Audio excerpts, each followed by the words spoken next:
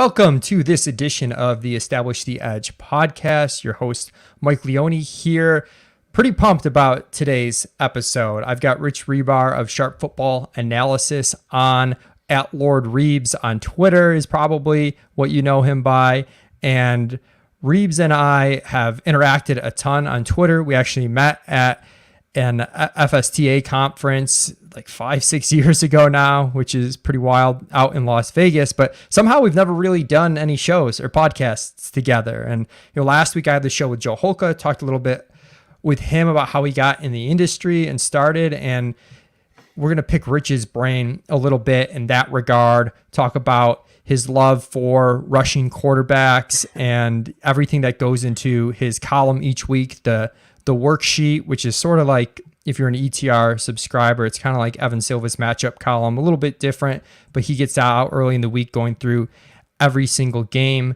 And yeah, excited, Rich, to be interacting with you in the flesh a little bit here, as opposed to just back and forth on Twitter. Yeah, through avatars on Twitter. But yeah, it's really cool.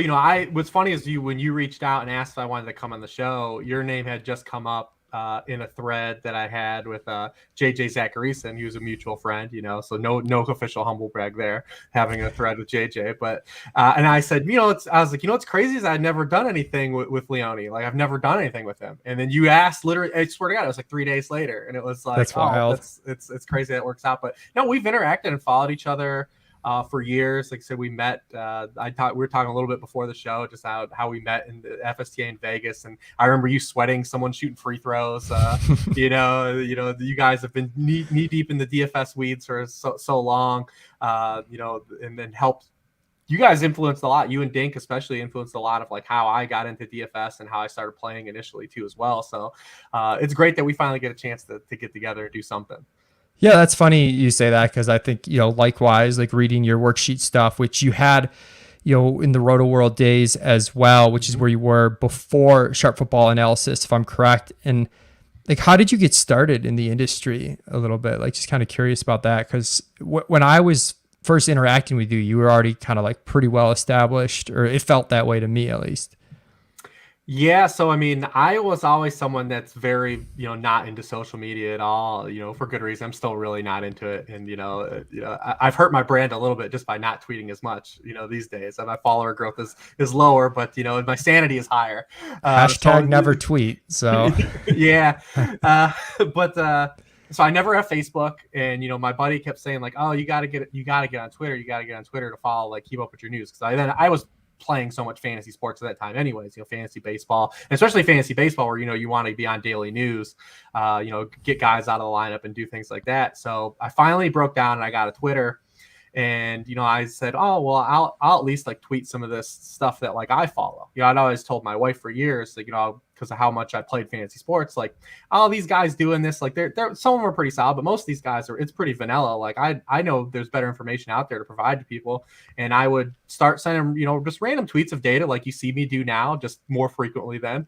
And there was a site called NFL Retweet at the time, and I don't know if it still exists right now or not, but they would like pick up my stuff and reping it out, retweet it, and they had a big follower count. And one of the people that followed that account was CD Carter, Denny Carter, the lore of Denny Carter. He's basically my Rain Man, So he asked me at the time if I would come in and write articles, what was then XN Sports at the time. And I remember telling him, I was like, dude, I ain't a writer. Like, I'm just out here tweeting stats. He's like, it's fantasy football. You don't need to be a writer. And I was like, oh, cool. It'll be all right.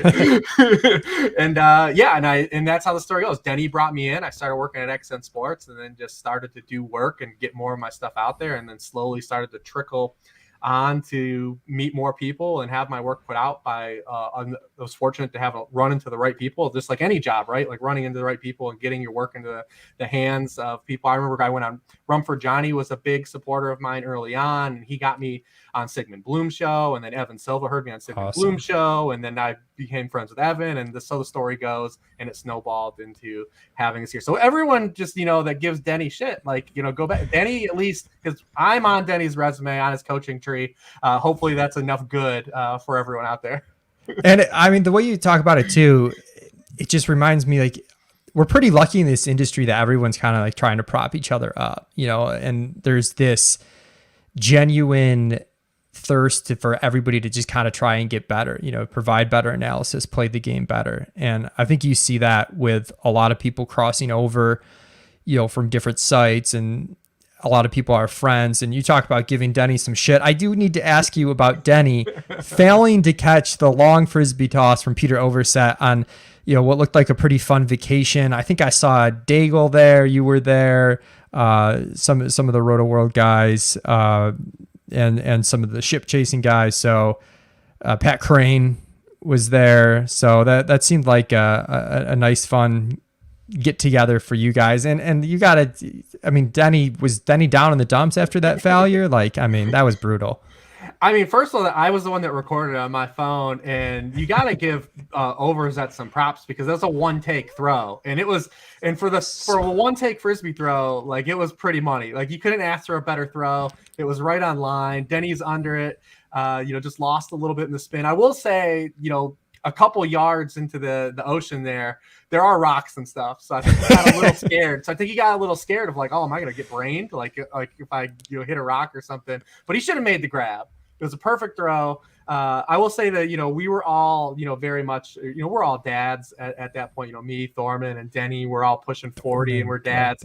And Overzet's out here in the beach and's got a 6-pack, making us all look bad. It looks like he doesn't fit in. But, other than that, we got a couple of shirtless photos that didn't make it because Pete makes us look so bad.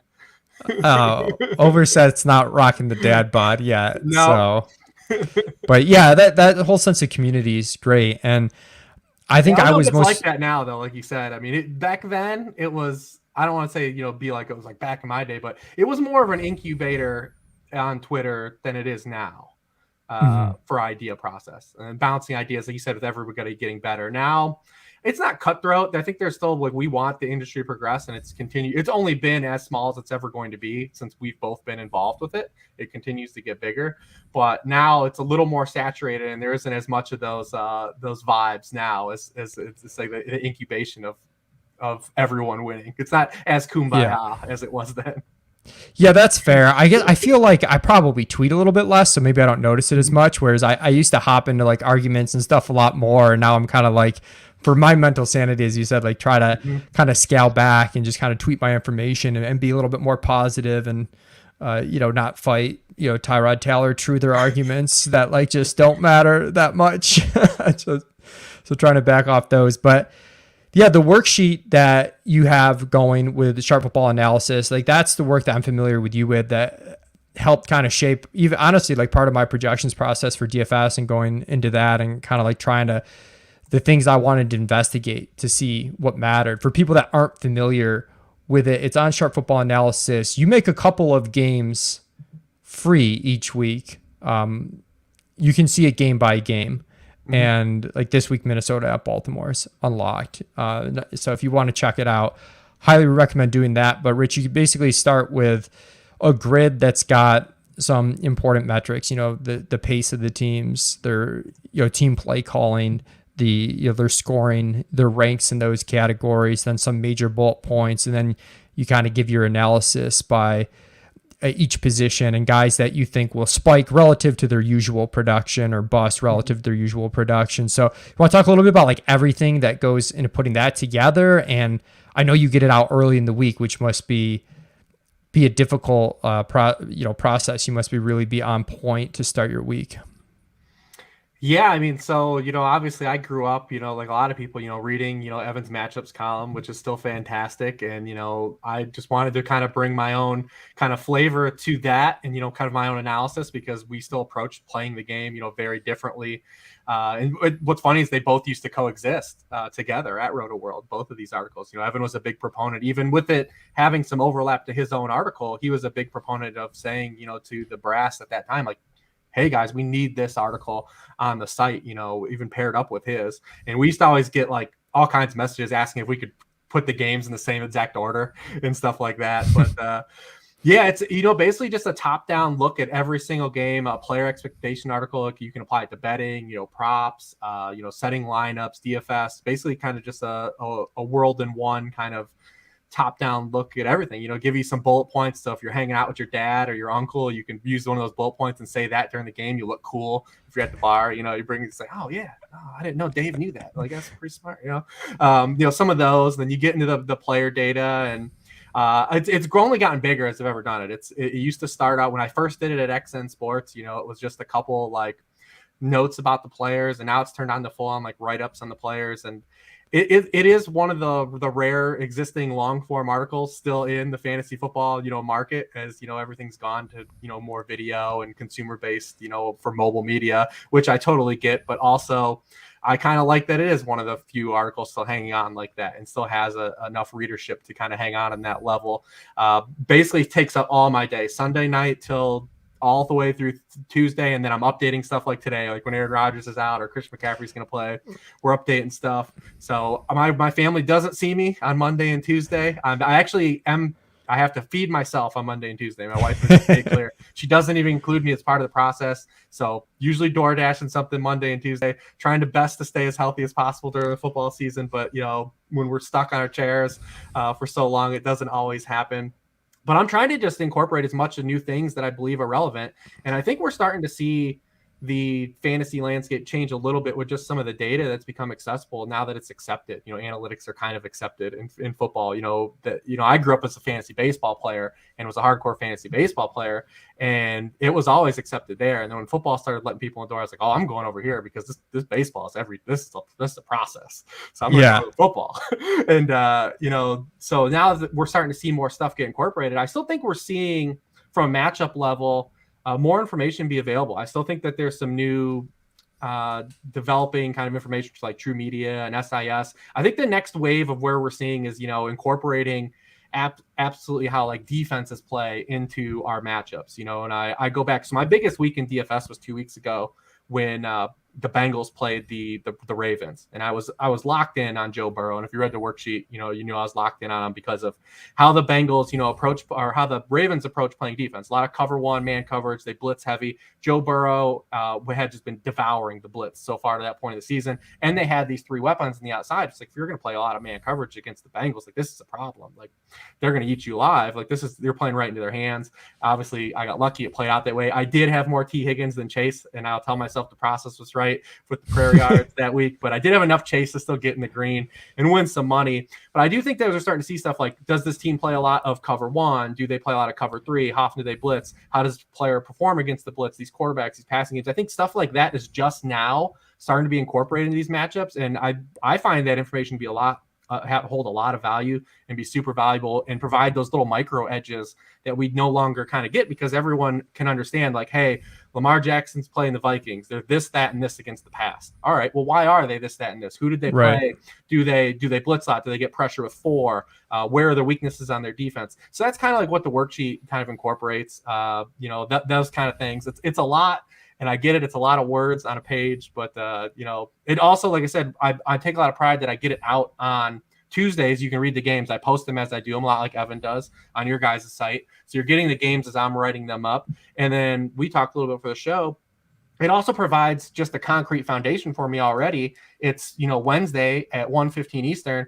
And like, I'm pretty dialed into the week, so I just have to do micro adjustments throughout the rest of the week.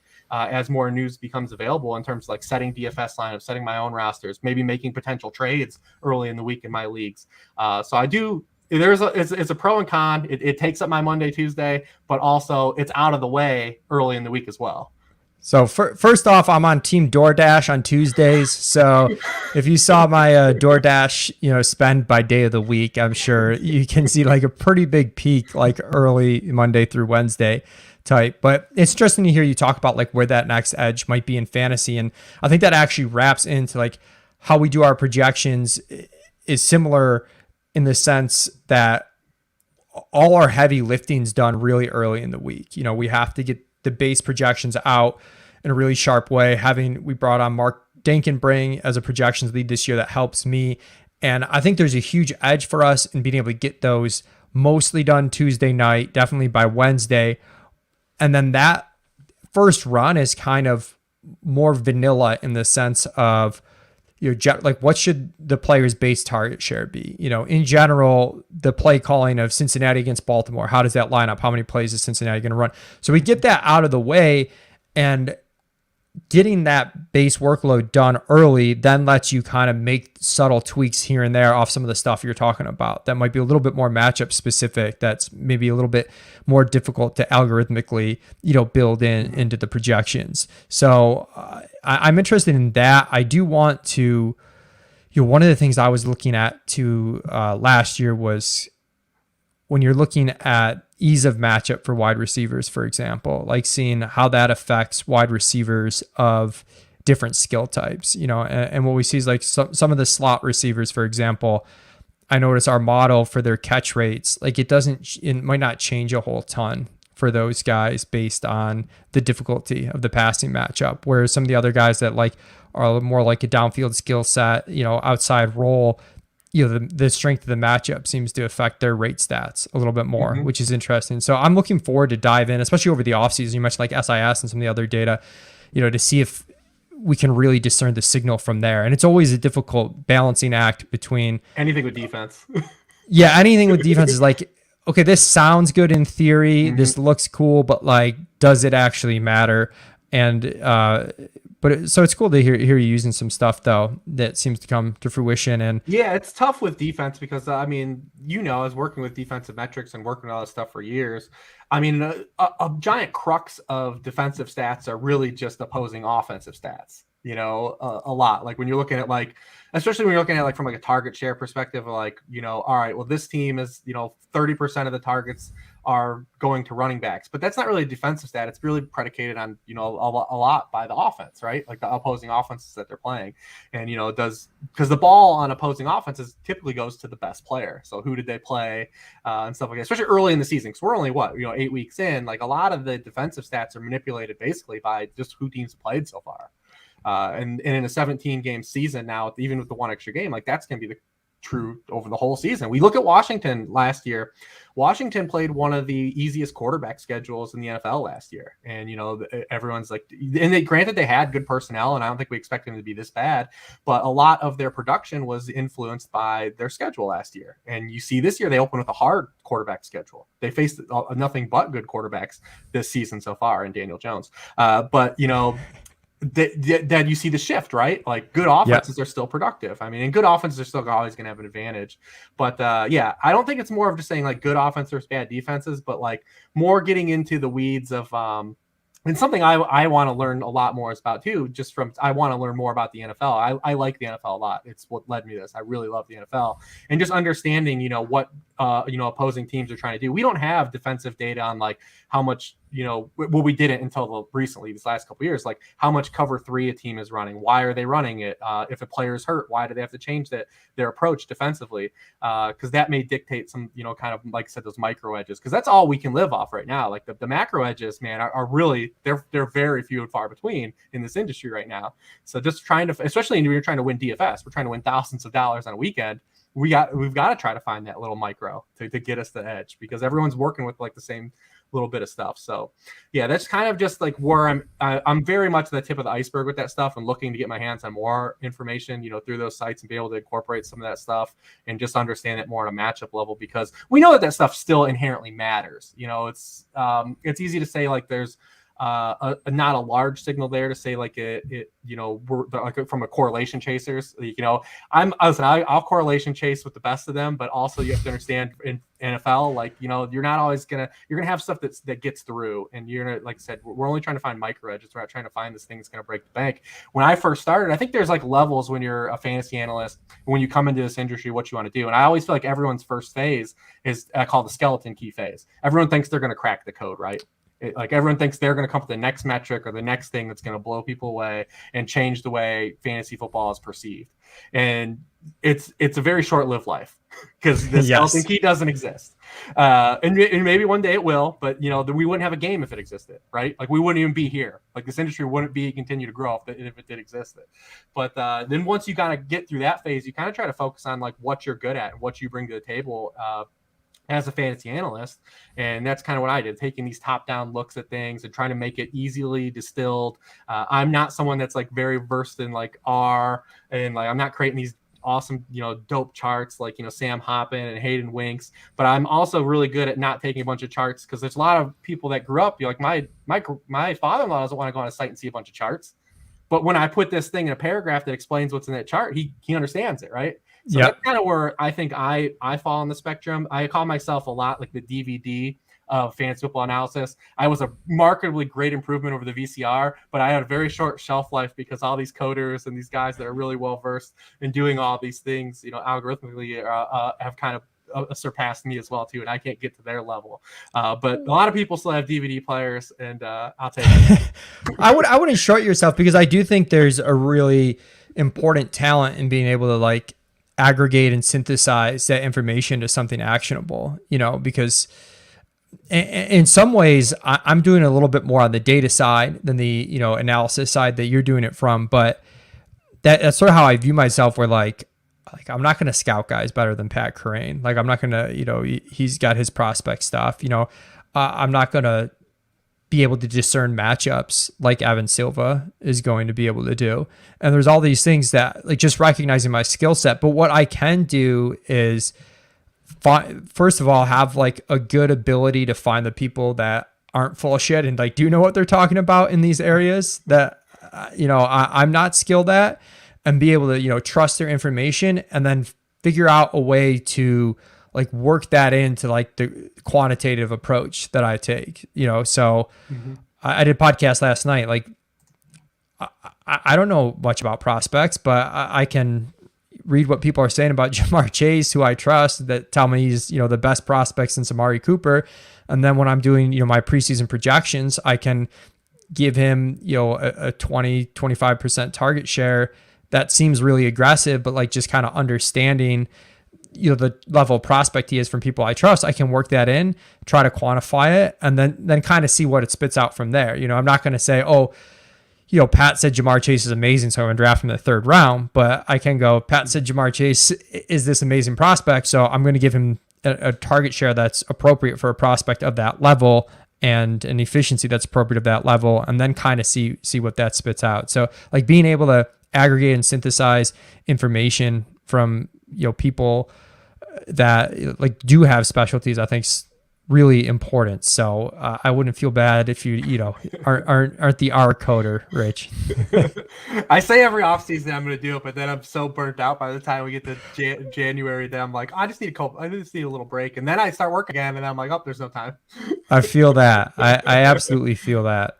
But you guys that do all the sports, I mean, I don't know what you're still playing these days. I assume you're still doing NBA. But I always thought you guys that did DFS and the grinders that did football, then into NBA, and then the overlap of NBA and football, and then into baseball, and it's like you guys were living a life that I just couldn't comprehend. Man, my mind is blown by it. I can't comprehend what I and Dink used to do. Like I literally cannot comprehend it. Like my brain breaks thinking about, dude, MLB was the worst. There's just a slate. You wake up, there's a slate. You have lunch, there's a new slate. Like Wednesday afternoon, like, are you kidding me?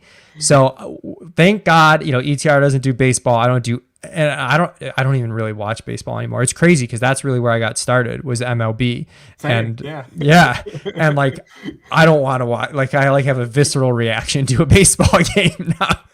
And then even with NBA now, I'm behind the scenes setting up our projections framework, getting everything working, like working on the automation, making sure everything is in flow, but I'm not really a part of the day-to-day of that. And I'm not playing NBA as much, which this is now we've got a prop package that's just crushing. Like betting props is so much easier. And that, you've seen on the NFL side too. I'm sure that's like a really fun area. It's like a pretty quick way for someone to get a sweat, and it's more communal too, because like if a bunch of you take the same prop, you can cheer for it together. You're not competing against each other like you are in DFS. But yeah, so I've scaled way back from what I used to do. The 3-sport thing was, dude, I really don't know how we survived. And part of me doesn't even want to think about it. Yeah. From the outside looking in, I would always be like, dude, these guys just this is the life, man. They're just going in. And there was such an edge for a while that, was kind of worth, playing NBA every night and like really being in the weeds. And there, there's still an edge there, but it's not quite the same as it was, during the DFS glory days, so to speak. I do want to talk. NBA turned into just 1v1. Yeah, NBA is tough, and I feel like some of the sites that have done NBA have fallen off though, and now it's kind of like circling back to having a bit more of an edge if you've got like the good ETR projections, just because like Labs lost Justin Fan, and there's different other sites out there aren't devoting as many resources to it as they used to in the past. But I got to bring up the Konami QBs. So the Russian quarterbacks. I never played the game that this is referencing, the Contra. So you got to give the Konami QBs backstory here. Yeah, this is when JJ first went to Number Fire, and they were just like, he was just tagging friends in like, hey, do you want to throw an article up? Do you have an idea? You can throw it up here. And I was like, oh yeah, it's something I've been working on. Like, I'll throw it up on your site. And it was literally about just how people were undervaluing the scoring discrepancy for rushing points for quarterbacks. The article of the framework, Tim Tebow was on the cover. I didn't know that this was going to turn into what it turned into and still be a thing 8 years later. And people would be talking about Konami quarterbacks. It was just the framework of the article. And I was like, oh, it's kind of like a video game cheat code, right? So I put in the most famous cheat code ever, the Contra code. And that was the framework of the article, and it took off. It's really the only creative article I've probably ever written, because I always say like Matthew Friedman's my favorite fantasy football writer, and he's so creative the way he writes. And I just put so much like information in my articles that I don't have room for like anything else. I'm already like past the word count that I should be at. And when I used to do stuff for RotoViz, Frank used to be like, dude, this is way too long. I can't post this. It's gotta be a certain thing. So, I had to cut out like those fun little paragraphs and those anecdotes, which people do appreciate and they do like, but I had too much other stuff to get through. So as I've gone on in my writing, I've been just more meat and potatoes. But that one at that time, I got to have some fun, incorporate, something, because I am a gamer and got to incorporate that.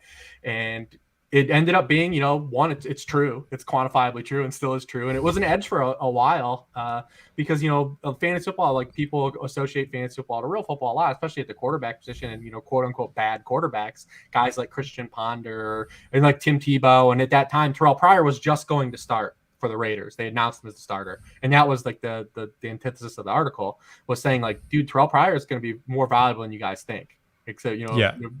And I remember in DFS, I played him a ton. They were playing the Colts the week one. He had like 19.8 points or something in that week. He rushed for 100 yards. But even going into that, there was a ton of pushback. Like, this dude is trash. You can't play him in fantasy. And it kind of highlighted just how how the scoring was weighted for these rushing quarterbacks. There just wasn't enough of them yet in the league. And we've seen them just grow exponentially in the league. And not only have they grown in league, now guys that can throw are athletes now too.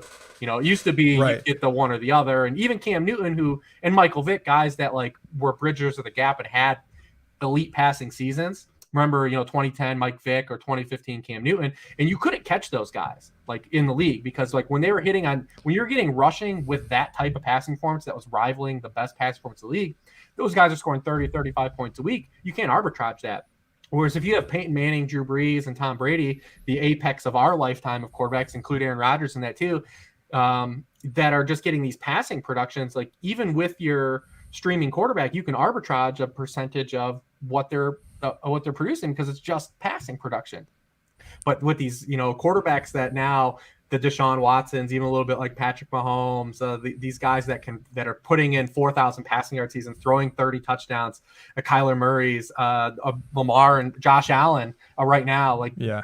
That's what's kind of turned to you can't catch those guys. It's made them in like their own mini elite tier, and it really changed the way DFS was played the past couple of years as well. Because the DFS, especially at a site like DraftKings, you can go down at quarterback, like I said, proxy your 3x, get your 18 points, get your 300-yard passing bonus, and be great, right? Like it was great. Yeah. And now you've got guys that are getting the 300-yard passing bonus, have a shot at the 100-yard rushing bonus, are still throwing 3 or 4 passing touchdowns, and they're getting all this weighted production. And it's kind of broken the way quarterback has been played now. But, I look at the fantasy landscape now on a season long level, and there might only be like 3 or 4 teams in your league even streaming right now. And a couple of them are just out of necessity because they're just playing these guys weekly now, where it used to be we'd have maybe 5 guys in your league that were like wire to wire guys you would start every week and not play matchups with. And now we've got a surplus of quarterbacks now. And that's why you see sites like Superflex and stuff become more popular, because we've got to try to find spots to have these useful fantasy players be part of the game again. I get a lot of pushback on it about like I only draft running quarterbacks. No, I draft passing quarterbacks too, and their values. You talk about Stafford and Tom Brady. The only thing is that it forces, those guys to be kind of flawless. You have to run those flawless seasons like Aaron Rodgers last year, like Brady and Stafford are living right now. But even if you see like how it is right now from a top-down stance, so league-wide quarterback rushing has just grown every year. I put out a chart out in February about this. And currently right now, quarterbacks are making up 16.3% of the rushing yardage, 16.2% of the league rushing attempts. That's a higher rate than even was last year. Like I said, it's just gone up exponentially. Right now, they have 23% of league-wide rushing touchdowns. They're pacing to have over 100 rushing touchdowns again this season. And then we talk about just being able to get those elite scoring weeks, especially on a DFS level or even in your season-long leagues. Right now, top 6 scores on a weekly level through these 8 weeks of the season, they're averaging 5.1 rushing points per game. Top 3 scorers at the position on a weekly level, they're averaging 5.3 rushing points per game. Of the 24 top 3 scorers, just 4 of those games have come without a rushing point. Matthew Stafford has the only QB1 overall scoring week without a rushing point on the season. QB1s are averaging 6.2 rushing points per game. And it happened again last week. Josh Allen's the QB1. He didn't have necessarily a great passing game, but he adds another 9 points on rushing on top of his production, and that's how you break the bank. So for a guy like Stafford or Brady to be the overall number 1 QB scorer on a slate or on an individual week, they have to be borderline flawless and throw basically a minimum of 4 passing touchdowns, like a minimum to get there. So that's really all it is. I still love those guys. I play those guys in DFS when they're of value, and we'll draft those guys when they're of value. But when you're talking about just getting to the pantheon guys that can actually win you and crush you weeks, that's the archetype now that you need at the position. Yeah, it's almost with those guys that your goal is that you're a little bit more safely like in the top 5 conversation than it is that you're trying for the true QB1 overall. But I was kind of curious your take on, it feels to me like we do have more teams that understand the optimal way to play real life football, and I don't know if Tampa Bay's just lucked into it by letting Brady do whatever he wants, but they're second in the NFL in pass rate over expectation. And they're throwing so much. They're throwing so much in the red zone, and the game script almost doesn't matter. They're going to throw until the game is completely out of reach in the fourth quarter, and then Brady's still going to try and tack on one more after that point. So, does that change the math at all a little bit if we start getting more teams that are just willing to be aggressive? And that's where like Josh Allen, it kind of checks all of the boxes because he's on one of those teams and still runs and still is pretty efficient passing the ball. But that was just something in my head was, okay, you're not going to get the QB1 overall. You're probably not going to break this season, but you might get, but you look pretty good at a top 5 performance if you've got the weapons that some of these quarterbacks have, and you are going to be willing to throw at that aggressive of a rate. Yeah, and we're starting to see the Bengals come back to that spectrum. A little bit the past month. They're slowly getting there. It scared us the first, month of the season, but I still think a lot of that, had to do with, Burrow coming back from injury, trying to get him reacclimated.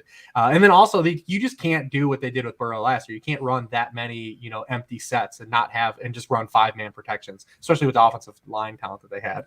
But they're starting to, incorporate it, find ways to be more aggressive. I mean, the Patriots are aggressive, and it's not like they're flying around empty, every set.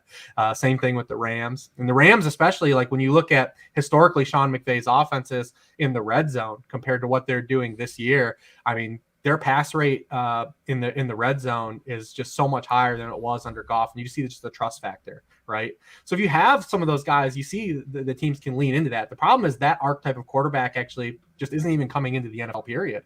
Really, like you look at the quarterbacks that came out this year. Really, Mac Jones was the only guy like that. The pure pocket passer. We do have Carson Strong this next year, but Malik Willis, Matt Corral, like just more guys, just better athletes, and it's human evolution, right? Like just better athletes are playing the position. It's just always, it wasn't going to be just like this dude that had a great strong arm and could stand back there and take hits. The old school guys. So we've got actual athletes everywhere. I mean, even like kickers are athletes now in the NFL. Like it's just, like I said, natural human evolution. That's kind of, the pocket passers a dying breed, but those guys are still useful, especially when they're on rosters like they are now. I mean, the Buccaneers especially are kind of just a unique position because they're all Hall of Famers. There's a whole roster of Hall of Fame players. Like, nuts. Yeah. Like Mike Evans, Hall of Fame. Gronk's in the Hall of Fame. AB's in the Hall of Fame. Godwin's on a great trajectory. I won't say he's in the Hall of Fame, but then you've got, guys like Leonard Fournette that gets dunked on all the time, right? Because people don't like Leonard Fournette. Leonard Fournette's like it was an amazing recruit out of high school, goes to LSU. He tears it up in the SEC and was drafted as a top 5 pick. It's not like this dude is a vagabond. Like he's just come out of like he just came out of nowhere, and it's like, he's like Derek Gore score, like Leonard Fournette has pedigree, like legit. That offense, OJ Howard, first round pick, like this. The offense is just built on just supreme talent, and they're leaning into it. And the Rams are the same way. They've got talent everywhere and investment into talent everywhere. And the same thing with the Bengals, right? Like look at the T. Higgins, basically a borderline first round pick, Jamar Chase, Tyler Boyd, second round pick, Joe Burrow, QB1 pick. You're seeing like the talent that's put together allows you to play that way as well. So it does seem like teams are going a little bit more all in at like understanding that.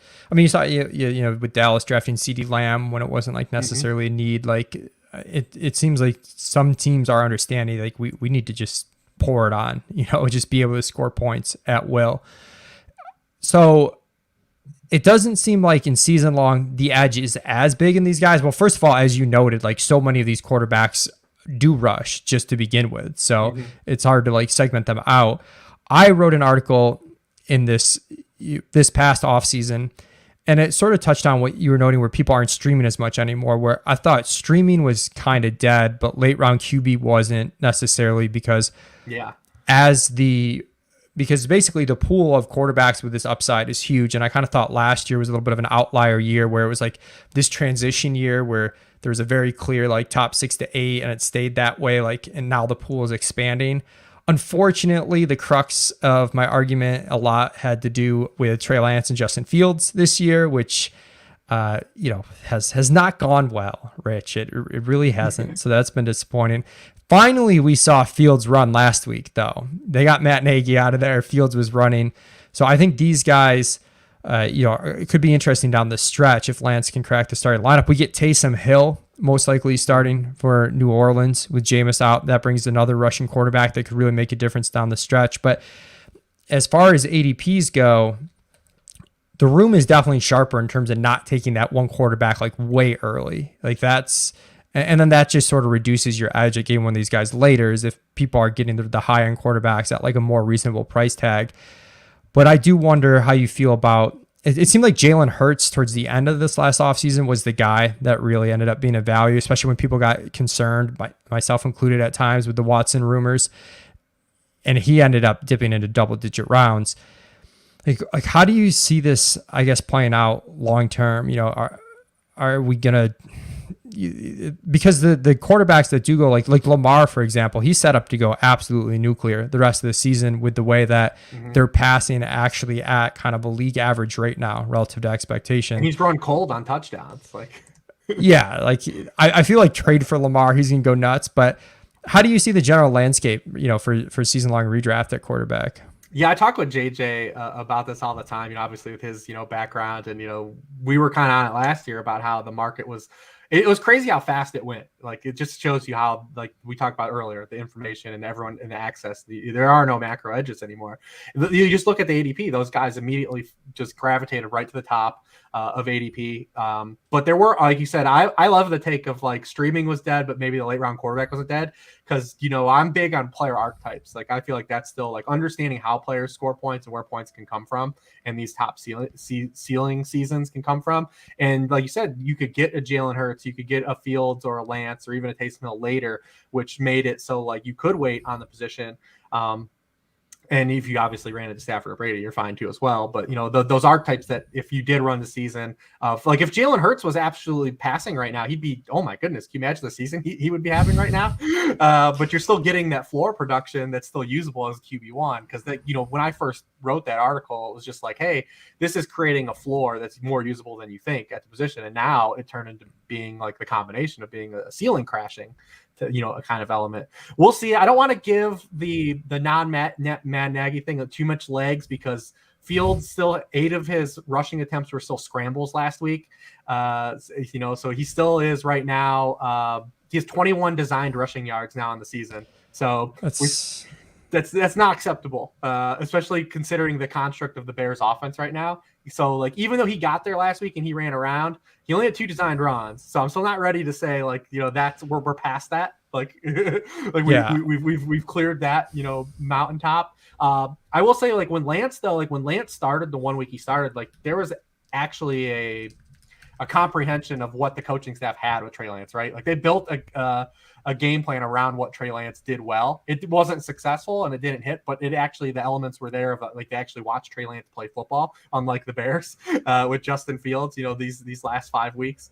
So that exists if Lance does start. And listen, the 49ers, as good as Garoppolo played last week, he kind of fought back against the wall. They play the Cardinals this week, and granted, maybe with Kyler, if he misses, or Hopkins is still banged up, they can pull that out. But they play the Cardinals and the Rams, and if they lose those games, you're at 3-6, and you might not have no other choice but to put it in, which is in the range of outcomes. I keep telling people, like, if I have Lance, I still want to hold him for a couple more weeks. I agree. If you need the roster spot, you let him go, it's fine. But I still do think that there's a couple week window here where we could see him kind of just be elevated. And like I said, the staff did put the game in his hands when he did play against Arizona. The results weren't quite what we wanted, but if you would have told me going into that, like, he was going to at least have 15 carries and still be able to throw the ball a little bit, I would take the chances on that being a QB1 week, basically anytime.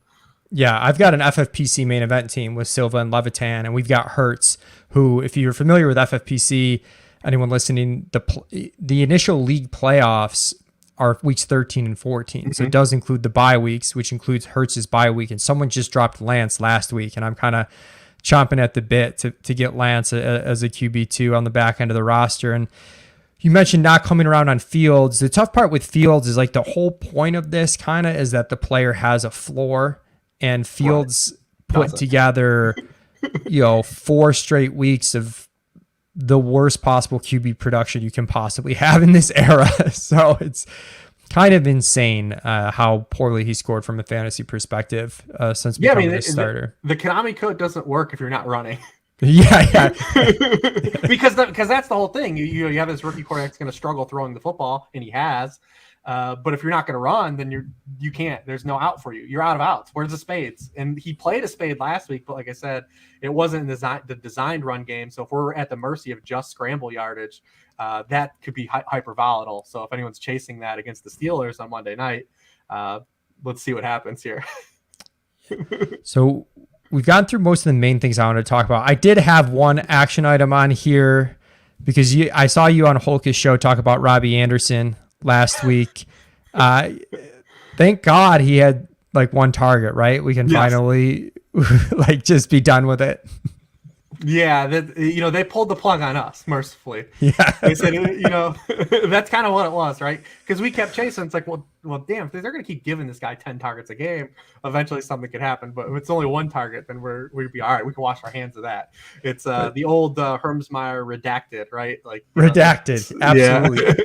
Yeah. And it's funny that you had said earlier how the edges are a little bit different in fantasy football now. And this is a spot where, like, previously Robbie Anderson would have been like 1 to 3%. He was like 10%. He was not chalk, but like not that far from chalk, for a cheap, volatile wide receiver. So it is interesting. Definitely seeing people game log watch a lot less, which, I try to channel like a little like Bayesian mindset to some extent where maybe we should be game log watching even a little. Like I used to just so rail against game log watching, and then I'm in contest last week, and Jamar Chase is 5%, and Cooper Kupp's 12%, and it's kind of like what's going on here. So that's kind of an interesting aspect to DFS, and some of that is DraftKings has been pricing stuff really tight this year, which is, made it a little bit more difficult to pay up, for some of these guys, even though they have performed really well. But it is a really interesting dynamic that it's a give and take, right? Because you have a site like DraftKings that prices is a little sharper on pricing than FanDuel. And no disrespect, I know it works for these sites, so we're just stating facts here. But on the other hand, like because of the pricing, it almost creates more chalk on DraftKings than on FanDuel because their pricing is a little more looser, and you end up having more flatter distribution of player rostership. Or ownership, not to step anyone's, but you know what I mean. Like there's kind of a give and take with that. Like we want sharp pricing, but on the other hand, like we do like flat player pools as well.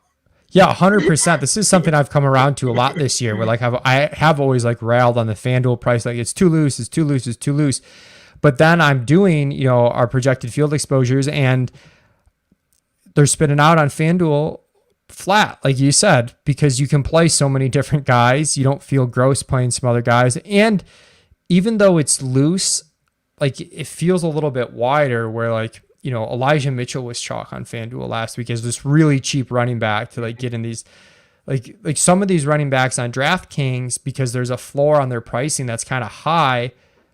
You just can't play them. There's just no scenario where I'm playing this crappy running back for 4,500. FanDuel, he's 5K, and it gets me a lot of other stuff. Maybe I do play him, and I just need to walk into a touchdown. So, yeah, that dynamic is interesting. I've started to play a little bit more on FanDuel than I have in the past because of it. And I know some friends that feel like they have more of an edge on FanDuel. It's almost easier for them to fade the chalk on FanDuel because they know they still have like a pretty loaded roster, and it's easier to stomach. And the way the scoring system works, they're less likely to get killed just on pure volume. Like a crazy Devontae Adams game on FanDuel might not be the end of the world. Whereas on DraftKings, full point per reception, getting that bonus, it sort of is. And I talked with Holka about this last week, but the quarterback position on FanDuel, I have a tough time ever not paying up at quarterback on FanDuel though, because I feel like the pricing's looser at receiver, where I'm like, let me play the variance game at receiver. Unlike DraftKings, I'm dropping down from, Jamar Chase to Robbie Anderson, like, right? Whereas FanDuel, if Stephon Diggs is 7K, like, I might be dropping down from Cooper Kupp to Stephon Diggs. Like, let me play that variance game at wide receiver and bank the quarterback points. I'm not going to spend for Matt Ryan at 7K when I play Lamar at 8,400. Right. We talked about last week too how it was a different dynamic in last week, just with the bye weeks and the primetime games, how only Josh Allen was of that archetype on FanDuel. So it created a spot where you could pay down at quarterback because it was just one of those guys instead of six. That's really good point. And Allen got there, but like that's fine. He was going to be the most popular quarterback anyways, but you've seen that it was a great week to be able to have a lot of those pocket passers. Brady and Stafford are top six guys. Obviously no one played, Garoppolo or Mike White, but guys like Burrow or even Carson Wentz or Ryan Tannehill had a lot more viability in tournaments last week, even in large field tournaments, because there was only one of those like apex predators at the position, in Josh Allen.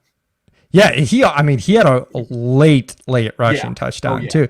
And that's a really good point when you're building your rosters, understanding if I'm playing, a cheap Matt Ryan, I've just got to survive one guy not doing well versus I've got to survive Lamar, Kyler, Josh. Then the deck starts to get stacked against you a little bit, where it's like one of those guys is going for 35 and my 20 points isn't going to cut it. Yeah, absolutely. So it did present a different dynamic last week. That's not the case this week, but yeah, just looking at that, as, from a slate perspective, was something, a new wrinkle. We talked through that on the show last week, of it being an example. And Allen almost, like you said, he almost didn't get there. First half of that game, because obviously Allen was just the guy you just plug him in cash last week, and for 2.5 quarters, I'm like, yeah, like, all right. Any stuff on Diggs takes while we're talking Josh Allen? No, I think this was to be expected. Everyone hates to just overuse the word regression, but Stephon Diggs had a Pantheon type season last year. There was always gonna be a little recoil. John Brown missed a ton of time last year, and they have a guy that is healthy in that role this season in Emmanuel Sanders that's getting air yards, and he's been effective with a lot of his deep targets. And I didn't get there last week, but the impact that John Brown, or the amount of time that he missed last year and the trickle down to even Cole Beasley, who's been a little volatile this season as well, you see the impact of just how those little things can impact the way a season goes and the overall stats for a player. Stephon Diggs, when all the metrics are still up there amongst the lead, you just had this little bit of recoil, right? And that's what we see, kind of happening. It's nothing to really panic over, but this and Cooper Kupp will be in the same boat next year. We'll have these same conversations. And ironically, basically two players that are the same age had a big free agency move. Cooper Kupp didn't change teams, but Stafford goes there. And you have this player that has been a productive player throughout his career, but then all these things line up to create all this asymmetrical upside and bring everything to kind of a focal point of this guy being an elite player every week. And that's what we have. So we'll live that life in next offseason because I don't really expect Cooper Kupp to slow down too much. I know.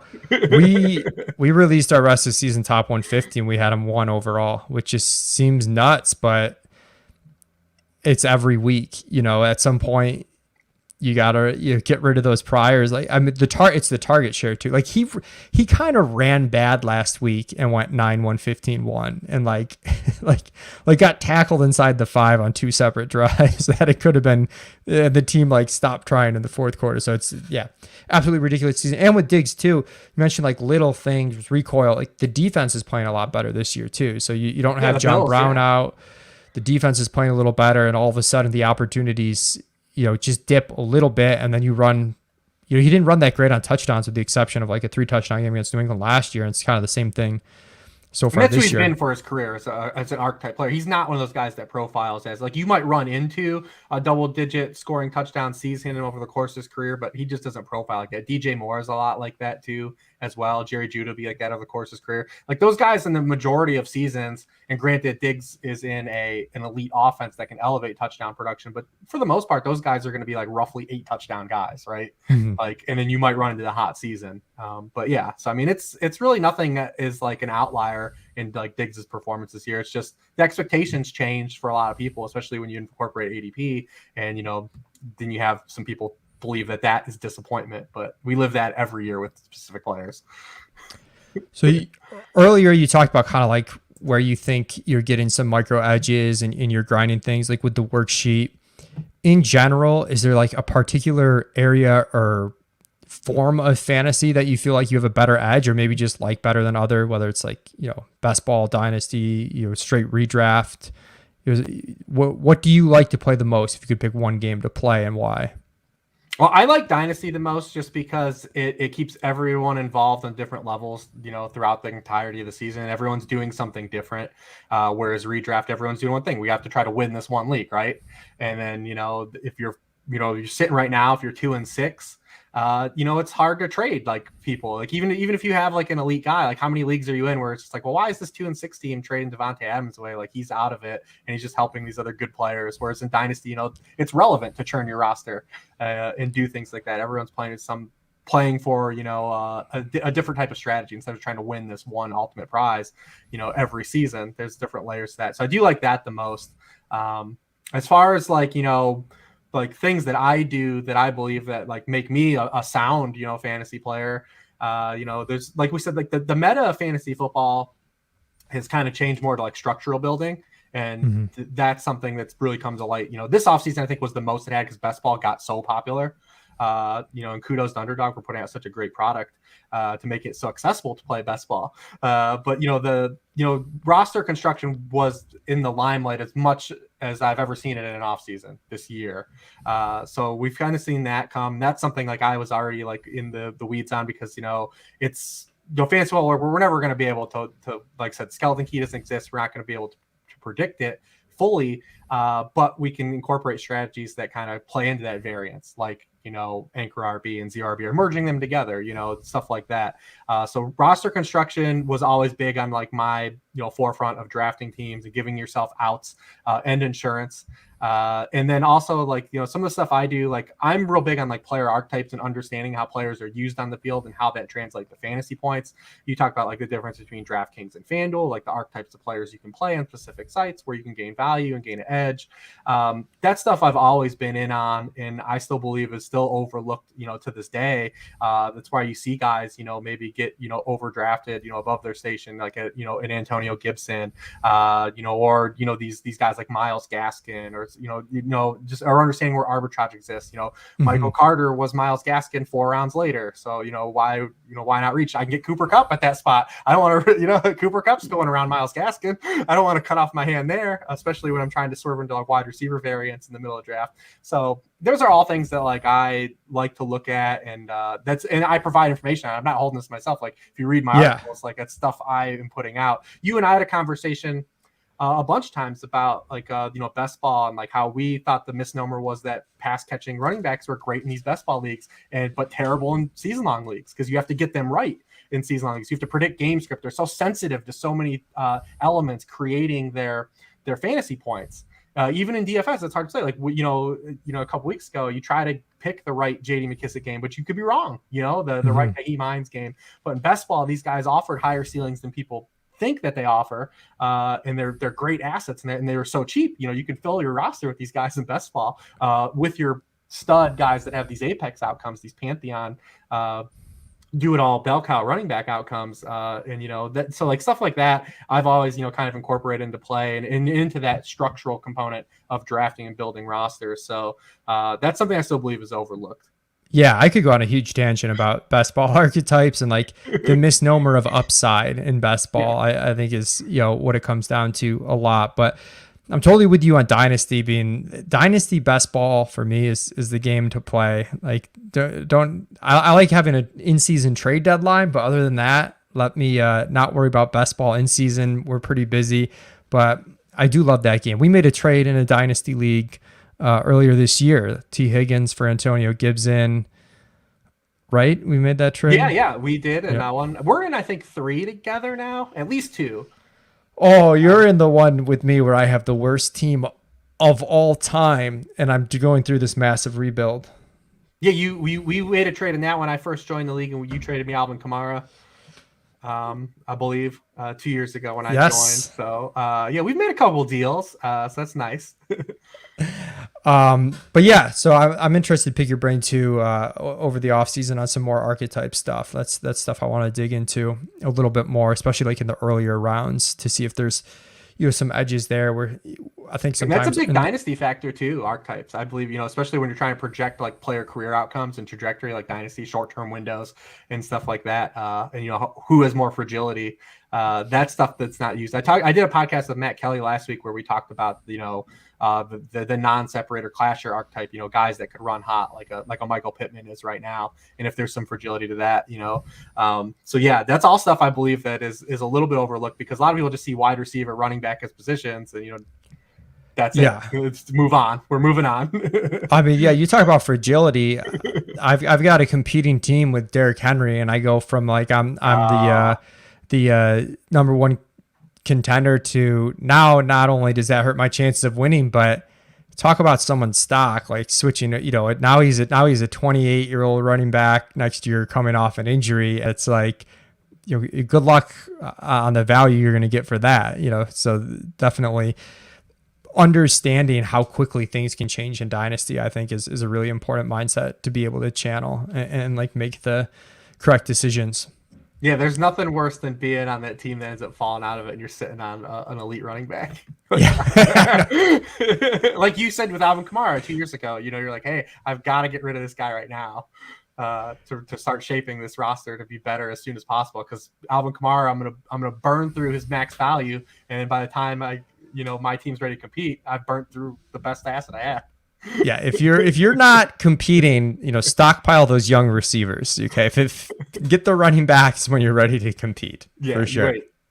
Unless you can flip them, if you can flip them, that's fine. But all right, Reeves, thanks so much for joining me. This was a blast. I'm glad we finally got together for this. Hopefully we can do it again.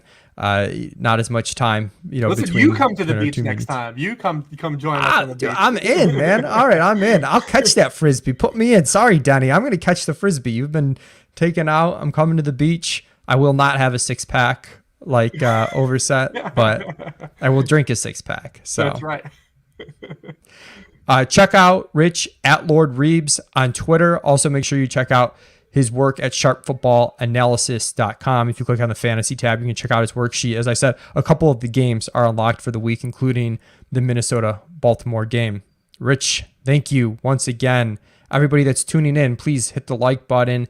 If you're listening on the podcast feed, subscribe. That helps us out a ton. Thank you so much, and we will see you next week.